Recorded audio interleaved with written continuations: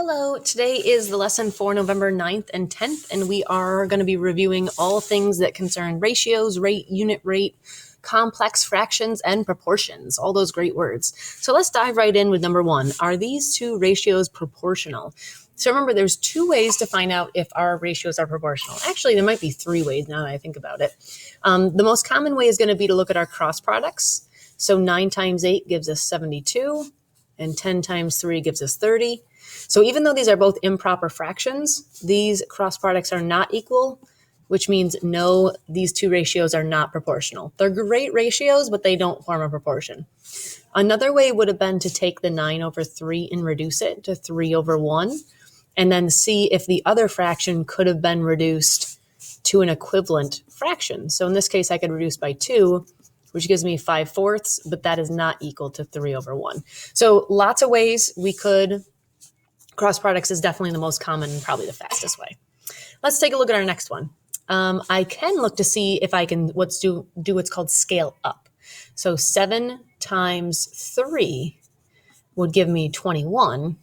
And if 4 times 3 gives me 12, then this is a proportion. These two ratios form a proportion. I can also check by doing my cross products. 12 times 7 is 84, and 21 times 4 is 84.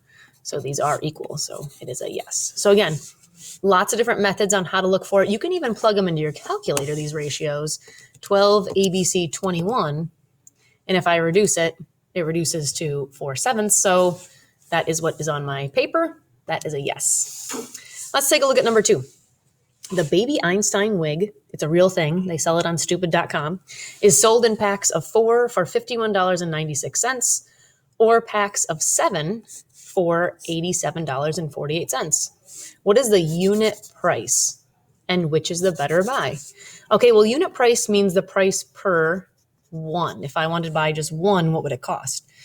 So when you're trying to find the unit price, we want unit price. I'm just a comedian over here for you guys today. We want to take our price and divide by how many we're buying.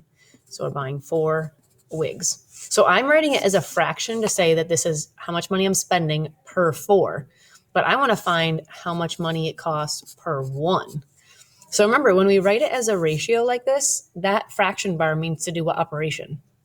It means to divide. So I'm going to plug in my $51.96 and I'm going to divide by 4, which gives me, so I don't need to write any work because 51.96 as a fraction over 4 tells the reader to divide. So that is $12.99 per 1 wig. So that's part of the work. So I've started finding the unit price. Now I have to do that for my other pack as well. So it costs $87.48 for 7 wigs.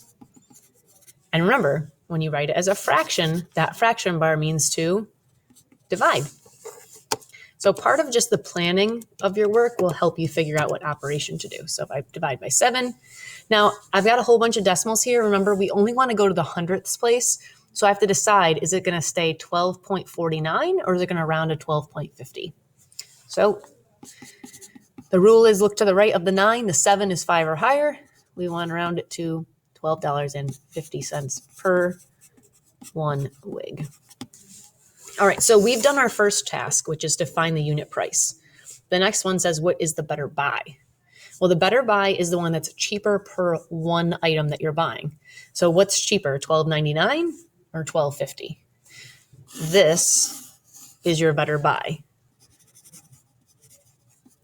You want to spend less money per item for something to be the better buy. It's not about spending less overall. It's less per 1 item for it to be the better buy. All right, let's take a look at number 3. Ray is paid by the hour.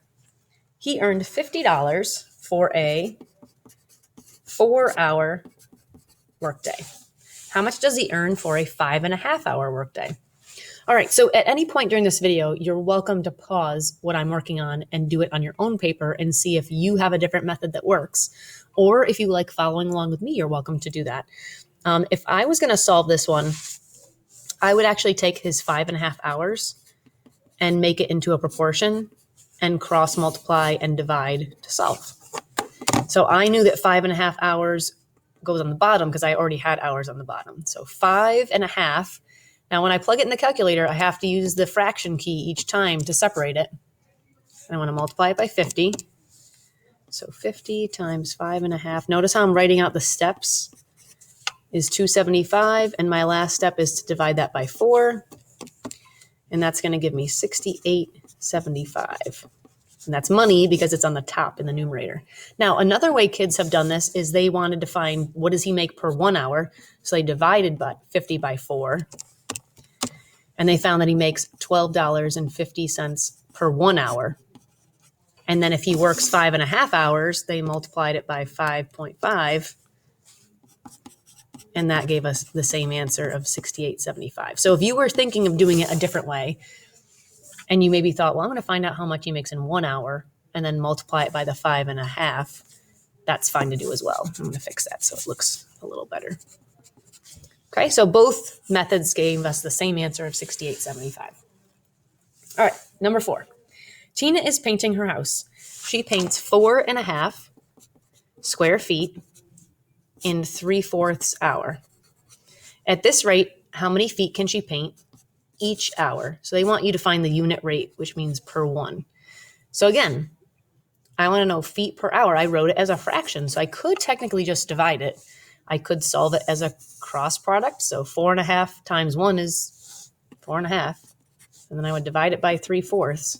So it's the same process, whether you write it as a proportion and solve for x, or whether you just divide your complex fraction. Remember, that's what that's called, our complex fraction. It's the same process. So 4.5. I'm just kind of showing you guys what it looks like, by the way, so you practice this method. Divided by 3/4. That gives us 6. And our label is, at this rate, how many square feet can she paint? Remember, I'm finding the number in the numerator. That's feet squared. Okay, so again, we've talked about a little bit of vocabulary so far. We talked about unit rate and ratios on top.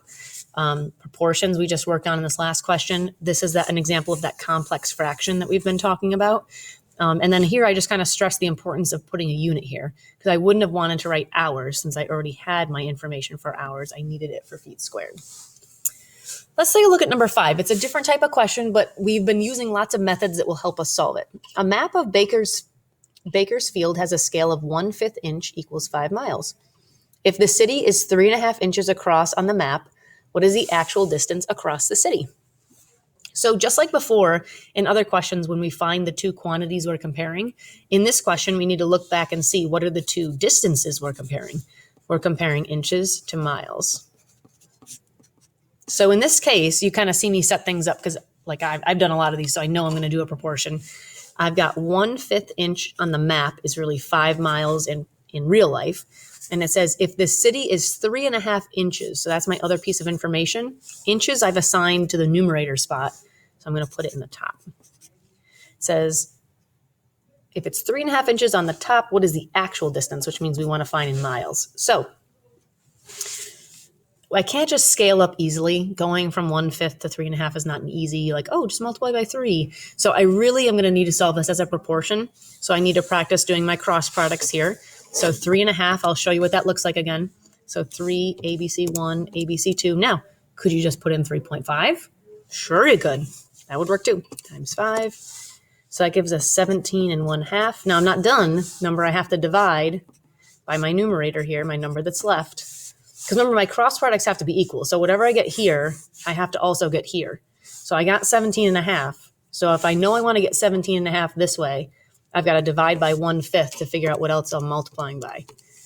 So it gives me 87.5. And then I got to look back at my units.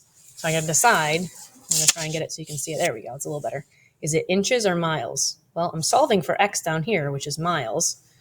So we're going to use miles as our label. I'm going to try and move it up a little bit so it's not so bright for you guys. Is that better? Hopefully it is. All right, so remember what I was kind of talking about with our cross products. If I put 87.5 down here, let's try our cross products out and see if we get the same thing. I want to make sure there's no glare here. Okay, so 3.5, I'm going to put it in as 3.5 times 5. That gave me 17.5. Okay, now I'm going to put in my 87.5, 87.5 times 1/5. And look, I got the same thing. So again, that's why it works. That's a great way to check your answers. All right, so we're about halfway. Hopefully you don't have any questions, but if you did, hopefully you're pausing the video, maybe trying some of these questions on your own, and then checking to see if you're getting the same answer that I am. Let's take a look at the back, number 6. Jason eats 10 ounces of candy in 5 days. How long will it take Jason to eat 16 ounces of candy? So again, we're comparing two different quantities, ounces and days. I've got 10 ounces of candy that he eats in 5 days. How long will it take him to eat 16 ounces? So I'm going to make a proportion and put on the other side 16 ounces and then an X down the bottom for my unknown. Now I can't just scale up. 10 times something is not going to give me 16. I mean, I could think of something off the top of my head, but it's not something quick for you guys. So I'm going to use my cross products again to solve 16 times 5. If you're not sure, gives me 80.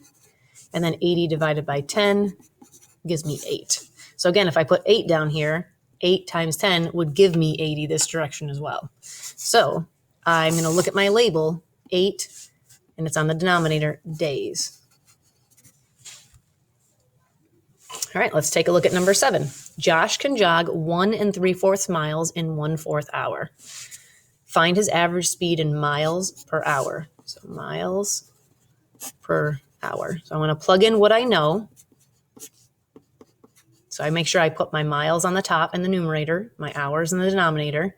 Now I want to find out miles per hour. That's a unit rate I want to find per 1 hour. So again, I could cross multiply and then divide, but remember, this is just a complex fraction. It means to just divide. So in this case, because our denominator here is a 1, I'm going to take my 1 3/4. 1 3/4. Now, I could plug it in as 1.75. That would be fine. I'm going to keep them as fractions. So x equals 7, and then I've got to look at my units. It's on top, so it's miles. 7 miles per 1 hour. Because it does say find his average miles per hour, average speed. All right, number 8. A vine grew 7.5 feet in 5 days. It was 30 feet in length on the 30th day. Is the length of the vine proportional to the number of days of growth? So again, we want to think about the word proportion as two ratios that are equal. Let's look and see if it is proportional, right? Because we don't know. It's saying, is it proportional? So it grew 7.5 feet in 5 days. These words over here are very important, so we make sure we put things in the right spot. It grew 30 feet on the 30th day. Well, I'm going to look to see, instead of doing cross products, which I could do, 5 times 6 is 30. So 7.5 times 6. Is that going to give me 30? I'm going to guess not, but yeah, it's supposed to be 45. So it's not what we want to have there. So we're going to say, no, this is not proportional. It's two great ratios, but they don't form a proportion. All right, getting to the home stretch here. Number 9. 1/3 of flour is used to make 5 dinner rolls. How many rolls can you make with 5 2/3 cups of flour? So again, we're comparing flour to rolls. So 1/3 cup of flour makes 5 dinner rolls. How many rolls can you make with 5 2/3? So this is a good example of a fraction that you don't want to put in as a decimal because it's repeating. This would be 0.3 repeating, and this would be 0.6 repeating. So we do have to leave it in fraction form. So I made sure I put my cups of flour in my numerator, which means my variable goes in my denominator. So I'm trying to find a good spot for my calculator so you guys can see it and the work. I want to cross multiply 5 times 5 2/3. That gives me 28 1/3. I'm not done though, because remember, I got to do my other cross product. So I want to get that number, but I don't know what has to go here. So I've got to divide by the other number that's left, 1/3. So divide by 1/3. That gave me 85. And my label is on the denominator, which is rolls. So if I put in 85 here, let's see if it works. 85 times 1/3. Oh, look at that, 28 1/3, because that's what we got when we cross multiplied one direction. Remember, we have to get it the other direction for it to be proportional. So 85 rolls. All right, if you are in class, you're going to do number 10 with us. If you're at home, we're skipping number 10 just to keep this video on the shorter side. And the assignment you're going to be working on today is called Football Frenzy. So make sure you listen to the directions I give at the beginning of the Google Meet on how to complete this competitive activity. Hope you're having a great day.